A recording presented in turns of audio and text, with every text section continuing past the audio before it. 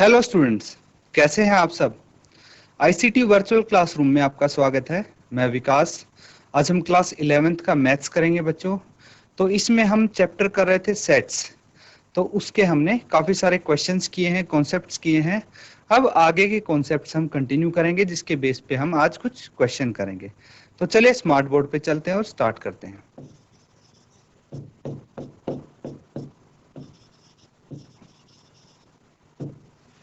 इसमें बच्चों अभी तक जो आपने किया है वो एक बारी मैं यहाँ पे आपके सामने बता देता हूं कि क्या क्या आपने अभी तक किया है। उसके बाद आज हम जो करेंगे वो कंटिन्यू करेंगे आगे से। तो बच्चों अभी तक आपने वेन डायग्राम किया है। वेन डायग्राम यानी वेन औरक, वेन आरेख।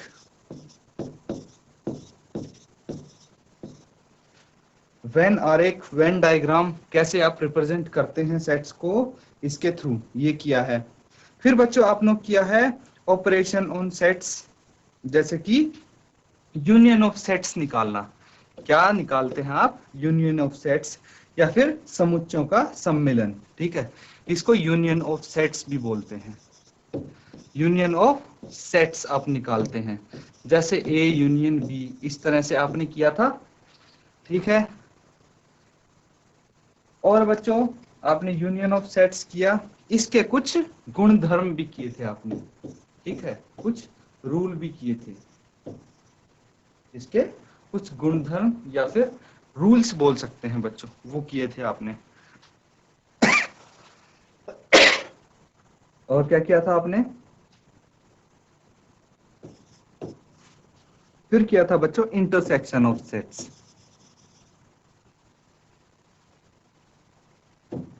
इंटरसेक्शन ऑफ सेट्स, इसको बच्चों हम बोल सकते हैं समुच्चयों के का सर्वनिष्ठ। क्या बोल सकते हैं? समुच्चयों का सर्वनिष्ठ। इंटरसेक्शन में हम इस तरह से रिप्रेजेंट करते हैं किसी भी इंटरसेक्शन को। ए इंटरसेक्शन बी हम इस तरह से लिख सकते हैं। अब बच्चों इंटरसेक्शन किया था हमने, उसके कुछ एग्जांपल्स भी किए थे। अब बच्चों कुछ हम इसके इंटरसेक्शन के भी गुणधर्म आज करने वाले हैं। तो चलिए इंटरसेक्शन के क्या क्या गुणधर्म होते हैं वो हम देख लेते हैं, क्या क्या प्रॉपर्टीज हम इसमें यूज कर सकते हैं।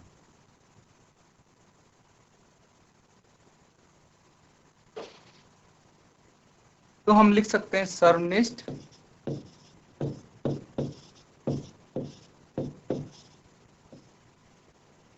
सर्वनिष्ठ, संक्रिय,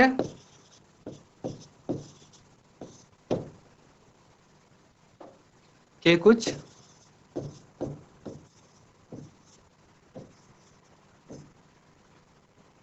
गुणधर्म।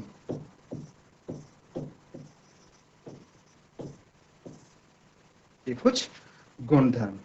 अब देखियो बच्चों कि सबसे पहली जो प्रॉपर्टी आप करेंगे, सबसे पहली प्रॉपर्टी, पहला गुणधर्म क्या होगा? हम इसको बोल सकते हैं, अगर ए इंटरसेक्शन बी हम लिखते हैं, ए इंटरसेक्शन बी को हम लिख सकते हैं B intersection A. A intersection लिखो या बी इंटरसेक्शन ए लिखो, एक ही बात है बच्चों। ठीक है, इसको हम कौन सा गुण बोलते हैं, कौन सी प्रॉपर्टी बोलते हैं बच्चों? इसको कर्म विनिमय गुण हम बोल सकते हैं। क्या बोल सकते हैं? कर्म विनिमय गुण, इसको हम बोल सकते हैं।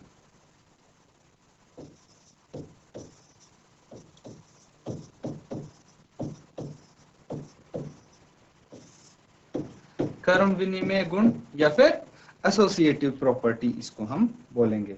दूसरा बच्चों, दूसरी प्रॉपर्टी जो है, इसमें क्या होता है? इसको बच्चों कर्म विनिमय या फिर इसको हम कम्यूटेटिव प्रॉपर्टी बोलते हैं। क्या बोलते हैं? कम्यूटेटिव प्रॉपर्टी, इसको हम बोल सकते हैं।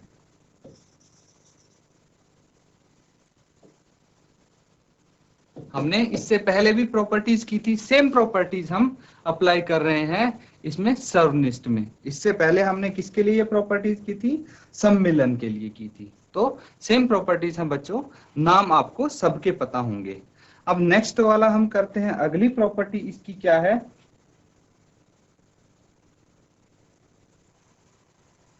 अगली प्रॉपर्टी देखिए, A intersection B intersection C, ये है A intersection B intersection C. तो इसको हम कैसे लिख सकते हैं,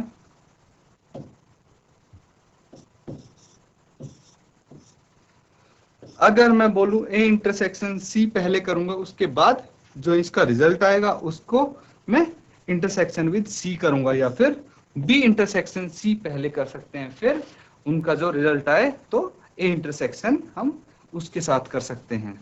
तो ये दोनों चीज बराबर होंगी बच्चों, और इसी को बोलते हैं साहचर्य नियम, साहचर्य नियम।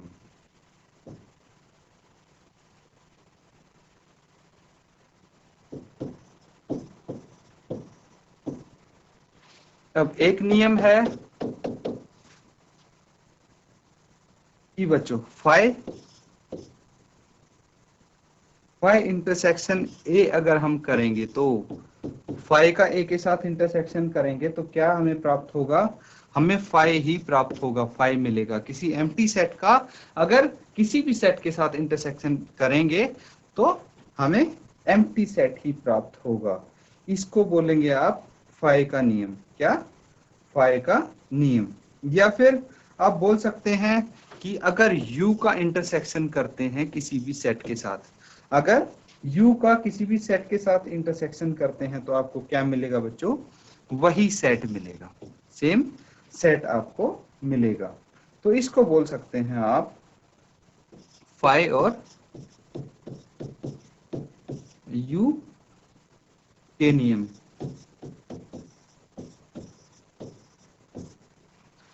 अब बच्चों एक और नियम है यहाँ पे, अगर हम किसी भी सेट का इंटरसेक्शन उसी सेट के साथ कर दें तो हमें क्या मिलेगा, वही सेट मिलेगा। ठीक है, किसी भी सेट का नियम उसी सेट के साथ करते हैं तो वही सेट हमें मिलेगा। इसको बोलते हैं वर्ग सम प्रॉपर्टी। क्या बोलते हैं इसको हम, वर्ग सम प्रॉपर्टी, या फिर आइडेम्पोटेंट लॉ हम इसको बोलेंगे बच्चों। फिर नेक्स्ट वाला देखिए, अगला पार्ट क्या कहता है, अगर ए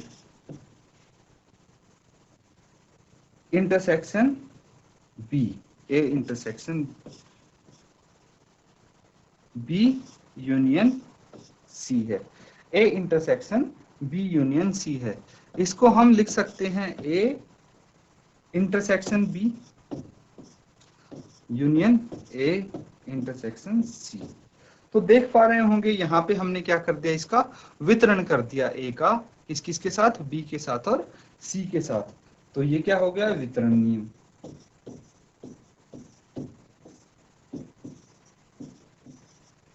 वितरण नियम इसको हम बोल सकते हैं, या फिर बंटन नियम इसको बोल सकते हैं बच्चों। अब देखिए ये इतने सारे हमने नियम कर लिए, प्रॉपर्टीज कर ली हैं। अब क्या आता है, अब आता है बच्चों, इनको हम इसकी मदद से समझ सकते हैं। जो हमारे पास डायग्राम है, आकृतियां हैं, वेन डायग्राम है, यहाँ पे इनकी मदद से हम समझ सकते हैं। देखिए पहला वेन डायग्राम आप देखेंगे तो बी यूनियन सी जो है वो किस प्रकार से यहाँ पे आप दिखा सकते हैं। अगर बी यूनियन सी होता है, बी यूनियन सी होता है तो देखिए जो ये पोर्शन कलर्ड है, ठीक है, इसके अंदर जो एलिमेंट्स होंगे वो हम लिखेंगे बी यूनियन सी में। ठीक है बच्चों, अब ए इंटरसेक्शन बी के बीच में या फिर बी इंटरसेक्शन ए है तो उसको जो ये देखिए कलर्ड ब्लू आपको दिख रहा है, ग्रीन से मैंने उसके ऊपर कलर किया है, इसके अंदर जो अवयव होंगे उनसे आप इसको दर्शा सकते हैं। A intersection B union C को इस तरह से आप दर्शा सकते हैं, फिर ए इंटरसेक्शन सी को इस तरह से दर्शा सकते हैं। जो देखिए ये कलर्ड दिख रहा है ब्लू कलर वाला पोर्शन, इसके अंदर जो अवयव होंगे वो इस चीज से उसको दर्शा सकते हैं, इसके अवयव। अब A intersection B union A intersection C, जो वितरण गुण था बच्चों, वितरण गुण था, वितरण गुण को आप इस तरह से देख सकते हैं। तो ये कुछ पिक्चर्स मैंने इसलिए दिखाई आपको कि आप इनको थोड़े बेहतर तरीके से समझ सकें।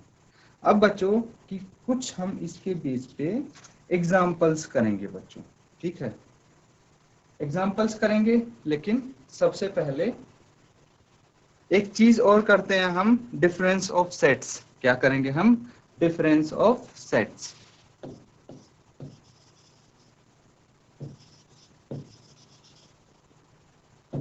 Difference of sets, difference of sets या फिर इसको बोल सकते हैं समुच्चयों का अंतर।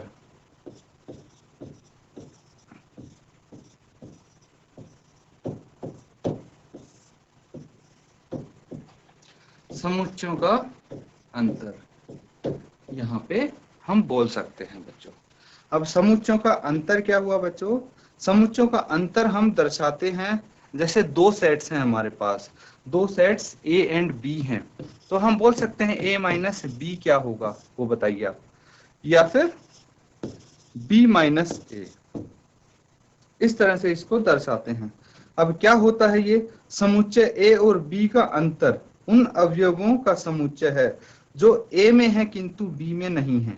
ध्यान से सुनना बच्चों कि ए और बी का अंतर उन अवयवों का समुच्चय है। इन दोनों का अंतर की बात करें तो उनका समुच्चय है जो ए में तो है पर बी में नहीं है। ठीक है बच्चे, इसी तरह जब ए और बी को इस क्रम में लिखा जाए, ठीक है, जैसे इसका आपको एग्जाम्पल की मदद से अगर हम समझेंगे तो थोड़ा बेहतर आप समझ पाएंगे।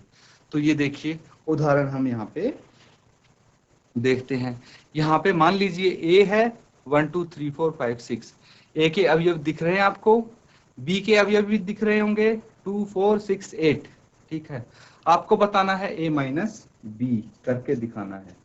तो आपको पता है कि ए में कौन से अवयव हैं, बी में कौन से अवयव हैं, ए माइनस बी करना है। तो हम इसमें कौन से अवयव लेंगे? इस समुच्चय में वो अवयव लेंगे जो ए में है, ए में है। ठीक है बच्चों, हमें यहां पे देखिए कि ए माइनस बी कौन से अवयव हो सकते हैं? 1 2 3 4 5 6 है ए में।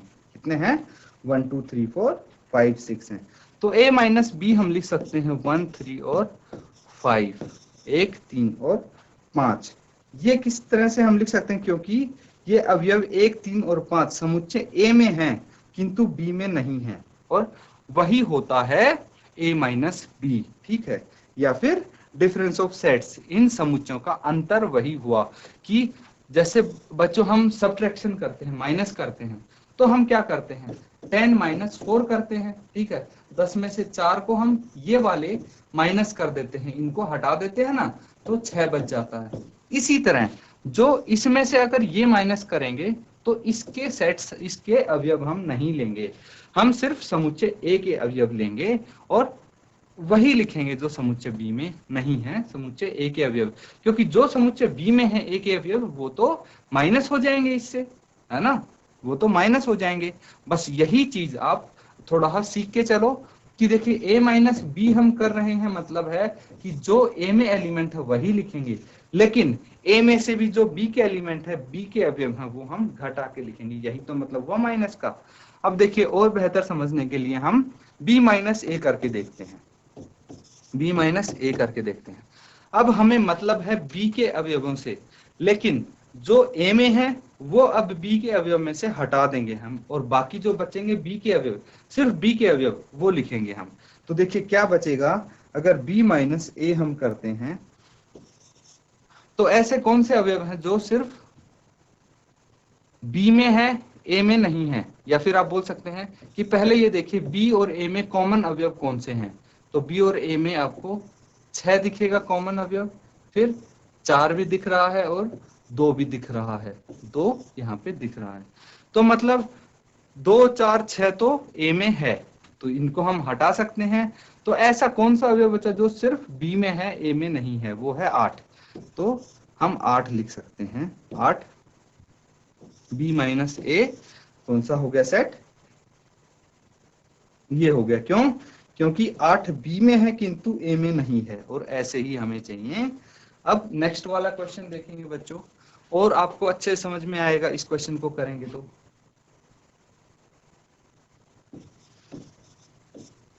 यहाँ पे देखिए, इसमें बोला है मान लीजिए कि V equal to AEIOU, V AEIOU है और B है AIKU, B क्या है AIKU।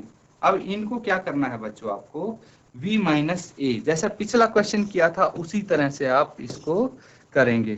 तो यहाँ पे है V माइनस B की बात हो रही है, दो सेट्स हैं।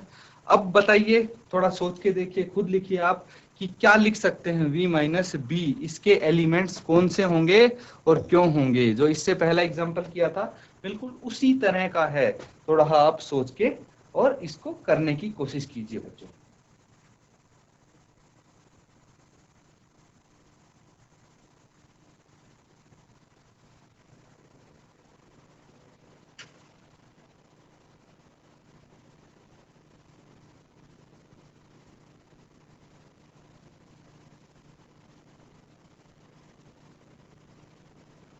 तो बच्चों V माइनस बी क्या हो सकता है, मैंने बताया कि जो अवयव B में भी हैं V वाले, उनको हम हटा देंगे और जो B में नहीं है वो अवयव हम लिख देंगे। V के ऐसे अवयव जो B में मौजूद नहीं है वही आएंगे।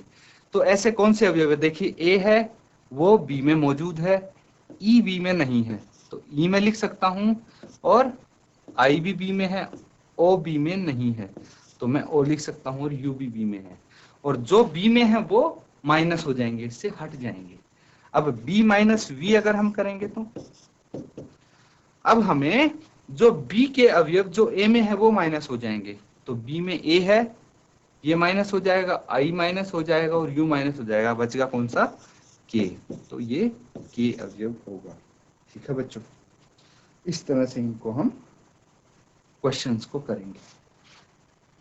अब हम आते हैं एक्सरसाइज के क्वेश्चंस पे। तो एक्सरसाइज के क्वेश्चंस क्या हैं, ये आपको बड़े ही आसान लगने वाले हैं क्योंकि हमने जितने भी कॉन्सेप्ट हैं सारे एग्जाम्पल के साथ समझे हैं।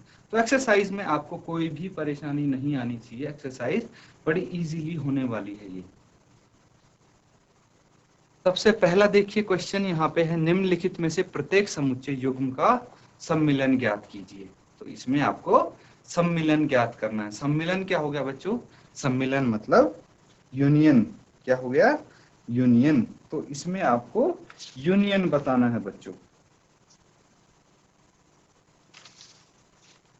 तो बताइए, इतना तो आपने सीखा है। अगर फर्स्ट है x यूनियन y आपको बताना है तो आप क्या लिखेंगे, यूनियन में क्या लिखते हैं बच्चों, याद करने की कोशिश कीजिए। हमने यूनियन वाला कॉन्सेप्ट भी किया था, उसके एग्जाम्पल भी किए थे। तो दो सेट हैं हमारे पास x और y, x यूनियन y हम क्या लिख सकते हैं बच्चों, हम लिखेंगे दोनों सेट्स के एलिमेंट लिखेंगे। ठीक है, 1 2 3 5। अब देखिए 3 हमने यहाँ पे एक बार क्यों लिखा, क्योंकि ये तो दोनों में है, और 1 भी यहाँ पे एक बार क्यों लिखा, क्योंकि बच्चों हम किसी भी सेट में एलिमेंट या फिर अवयव आप बोल सकते हो, उनको रिपीट नहीं करते, दो बार नहीं लिखते, एक अवयव एक ही बार लिखते हैं। तो दोनों सेट में जितने भी अवयव हैं हमने मिला के यहाँ पे लिख दिए हैं, वही होता है यूनियन। अब बाकी नेक्स्ट वाला क्वेश्चन देखो, ये बड़ी आसानी से हो जाएगा आपसे।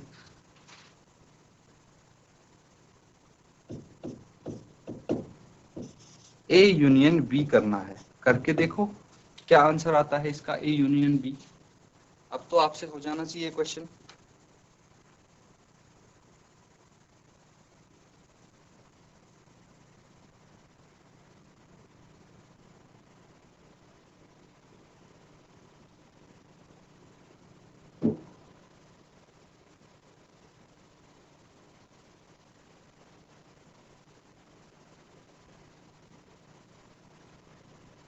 तो बच्चों ए यूनियन बी आप कर सकते हैं,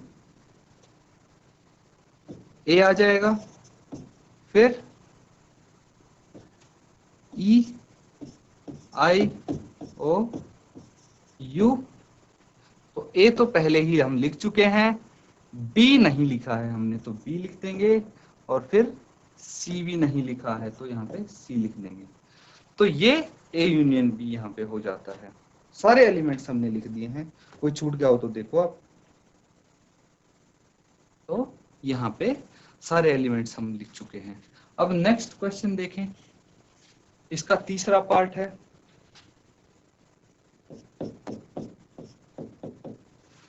तीसरा पार्ट में ये आपको सेट बिल्डर फॉर्म में क्या करना है, सेट बिल्डर फॉर्म में दिया है, तो इसको रोस्टर फॉर्म में लिखेंगे तो आसानी रहेगी हमें समझने में। तो रोस्टर फॉर्म में इसको लिख के देख लेते हैं। क्या बोला गया है, x सच दैट x एक प्राकृत संख्या है और 3 का गुणज है। तो x प्राकृत संख्या है और 3 का गुणज है। इसको किस तरह से आप लिख सकते हैं, जो प्राकृत संख्या हो और 3 का गुणज हो, तो उसको आप लिख सकते हैं बच्चों, 3 का गुणज कौन सा होता है, 3, 3 दूनी 6 या 9, और ये आगे कंटिन्यू होता जाता है, 3 या 9 और फिर सो ऑन, ये चलता जाएगा। यही हो गया। अब बी की बात करते हैं। तो बी कौन सा है, बी में बोला गया है x सच दैट x संख्या 6 से कम एक प्राकृत संख्या है। तो संख्या 6 से कम प्राकृत संख्या कौन सी हैं, ये आपको पता है बच्चों, ये तो बहुत इजी चीज है। तो जितनी भी 6 से कम प्राकृत संख्या है वो आप लिख देंगे। यहाँ पे क्या आएगा, 1 2 3 4 5, बस 5 तक आएंगी। अब आपको ए यूनियन बी लिखना है, ए यूनियन बी लिखना है। तो इन दोनों को मिला के आप लिख देंगे। तो देखिए 1 2 3 4 5 है, 1 2 3 4 5 है, फिर उसके बाद 3 तो यहाँ पे पहले ही आ चुका है, फिर मैं लिखूंगा 6, फिर 9, और ये आगे ऐसे ही चलता जाएगा, जितने भी 3 के गुणज आगे तक चलते जाएंगे। तो इसको बच्चों ये हमने किस में लिखा है, ये रोस्टर फॉर्म में लिखा है, लेकिन क्वेश्चन किस में दिया है हमें, सेट बिल्डर फॉर्म में दिया है, समुच्चय निर्माण रूप में दिया है। तो हम आंसर को भी समुच्चय निर्माण रूप में लिख देंगे। समुच्चय निर्माण रूप में किस प्रकार से लिखेंगे, ये देखिए। यहाँ पे हम लिख सकते हैं ए यूनियन बी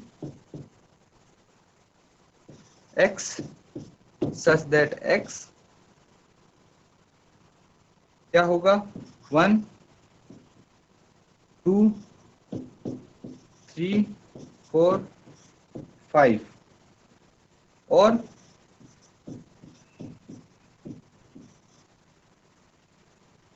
तीन का गुणज। इस तरह से लिख सकते हैं हम इसको समुच्चय निर्माण रूप में।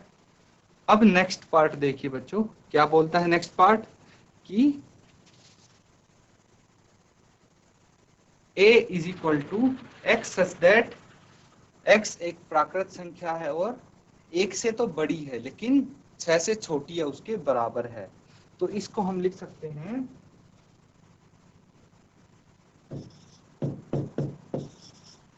1 2 3, 1 से तो बड़ी है बच्चों, तो इसमें 1 तो नहीं आएगा, तो क्या आ जाएगा 2 3 4 5, लेकिन 6 हम इसमें लिख सकते हैं क्योंकि यहाँ पे बोला गया है कि 6 के तो बराबर है, मतलब 1 से बड़ी और 6 के बराबर प्राकृत संख्या हो जाएगी, 2 3 4 5 और 6।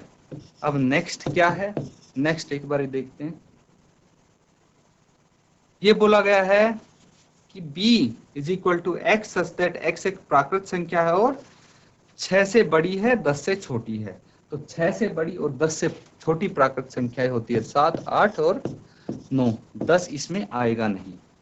अब हो गई a और b, दोनों सेट्स हो गए। अब हमें लिखना है a यूनियन b।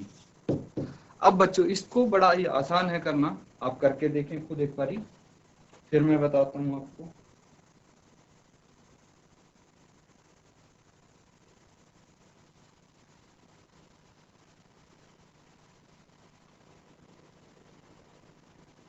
देखिए ए यूनियन बी हम लिख सकते हैं 2 3 4 5 6 7 8 नो, ये सारे एलिमेंट्स आ जाएंगे ए यूनियन बी में।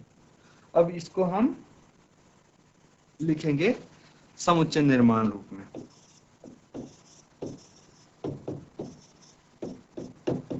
एक्स सच दैट एक्स, आगे क्या लिख सकते हैं, मेरे को ये पे यहाँ पे ये सारे नेचुरल नंबर दिख रहे हैं। क्या दिख रहे हैं, नेचुरल नंबर।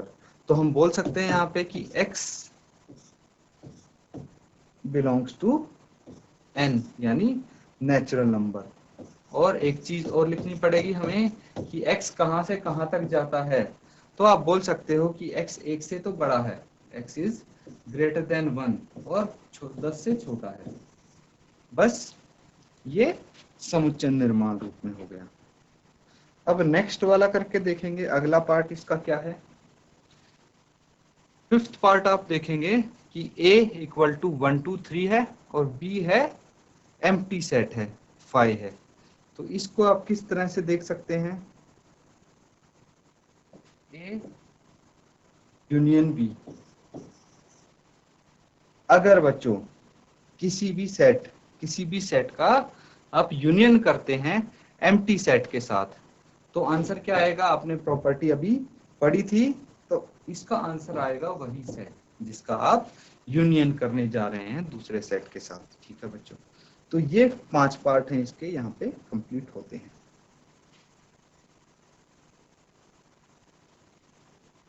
नेक्स्ट क्वेश्चन देखिए, इसमें लिखा है कि मान लीजिए ए सेट है ए बी एलिमेंट के साथ और बी सेट है ए बी सी एलिमेंट के साथ, तो क्या ए बी का सबसेट है, बी का उपसमुच्चय है। ये बच्चों आप पहले ही कर चुके हैं, तो आपको पता लग जाना चाहिए कि ए बी का सबसेट है या नहीं है, और अगर है तो क्यों है। तो यहाँ पे हम आंसर लिखते हैं,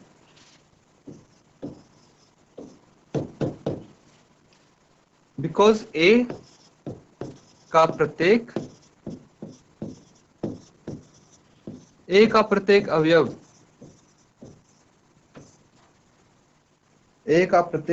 बी में है कि नहीं। दिख रहा है आपको, ए का प्रत्येक अवयव, ए के कौन से अवयव हैं, ए और बी। देखिए ए और बी दो अवयव हैं, और ये दोनों अवयव क्या बी में हैं, बिल्कुल हैं। देखिए ए और बी यहाँ पे बी में भी हैं। तो आप बोल सकते हैं क्योंकि ए का प्रत्येक अवयव बी में है, इसीलिए therefore A is subset of B, इसलिए A B का सबसेट है। यही तो हमने सीखा था भाई उपसमुच्चय में, कि अगर A का प्रत्येक अवयव B में होगा तो A B का सबसेट होगा, उपसमुच्चय होगा। बस इतना ही हमें यहाँ पे लिखना है। उसके बाद दूसरा पार्ट बोला गया है कि A यूनियन B ज्ञात कीजिए, A यूनियन B ज्ञात कीजिए। तो A यूनियन B क्या होगा, ये सोचने वाली बात है। A यूनियन B यहाँ पे आप क्या लिख सकते हैं। तो देखिए A यूनियन B के लिए हमें दोनों सेट्स लिखने जरूरी हैं। दोनों सेट्स के एलिमेंट हम लिखेंगे, लेकिन रिपीट नहीं करेंगे। तो A B और C, यही 3 एलिमेंट्स आएंगे A यूनियन B में। और ये तो मुझे B के एलिमेंट्स भी दिख रहे हैं, सेट B के एलिमेंट्स भी दिख रहे हैं। तो आप बोल सकते हैं कि A यूनियन B किसके बराबर होगा, B के बराबर होगा। ये हमने प्रॉपर्टीज में भी किया था। अब नेक्स्ट क्वेश्चन है बच्चों, इसी के जैसा है, एक बार आप खुद ट्राई करके देखें। बिल्कुल इसी की तरह जो सेकंड क्वेश्चन है उसी की तरह थर्ड क्वेश्चन भी है। क्या बोला गया है, यदि A और B दोनों ऐसे समुच्चय हैं कि A सबसेट है B का, तो A यूनियन B क्या होगा। अभी तो किया है बच्चों हमने ये।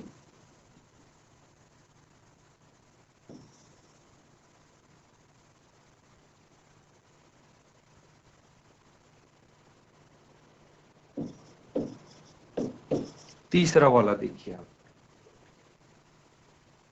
अब देखिए इसमें बोला गया यदि A और B दोनों ऐसे समुच्चय हैं कि A सबसेट है B का, A क्या है, A सबसेट है B का, तो क्या हम ये बोल सकते हैं कि A का प्रत्येक ए का प्रत्येक समुच्चय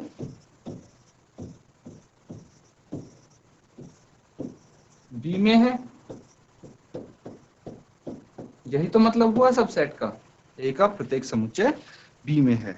तो इसका मतलब क्या हुआ बच्चों, अभी हमने किया था कि अगर ए का प्रत्येक अवयव, यहाँ पे अवयव हम लिखेंगे बच्चों, ए का प्रत्येक अवयव, अवयव यानी एलिमेंट, ए का प्रत्येक अवयव बी में है, समुच्चय बी में है, तो इसीलिए हम लिख सकते हैं कि A union B, A union B किसके बराबर होगा, ए यूनियन बी बी के बराबर होगा। ठीक है बच्चों, तो ये क्वेश्चंस हमने किए हैं आज बच्चों, तो ये मुझे लगता है कि आपको अच्छी तरह से आ गए होंगे। इसी जैसे और भी क्वेश्चंस आपको मिलेंगे आपकी बुक में, जो आपको खुद प्रैक्टिस करने हैं बच्चों। तो बच्चों आज के लिए हम बस इतना ही करेंगे। जो भी हमने यहाँ पे क्वेश्चन प्रैक्टिस किए हैं उनको एक बार आप खुद से जरूर करेंगे, दोबारा उनको जरूर करके देखेंगे, तभी आपको इनके जैसे और क्वेश्चन दिखेंगे, वो भी आप सॉल्व कर पाएंगे। तो इसी के साथ आज का लेक्चर हम खत्म करते हैं। Thank you and have a nice day.